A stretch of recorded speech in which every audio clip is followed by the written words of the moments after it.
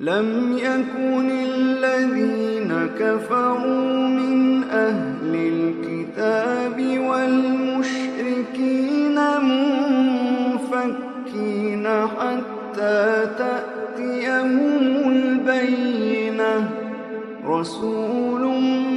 من الله يتلو صحفا مطهرة فيها كتب قيمة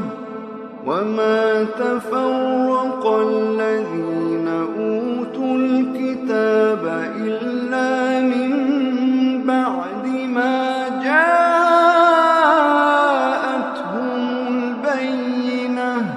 وما أمروا إلا ليعبدوا الله مخلصين له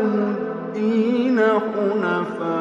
حنفاء ويقيموا الصلاة ويؤتوا الزكاة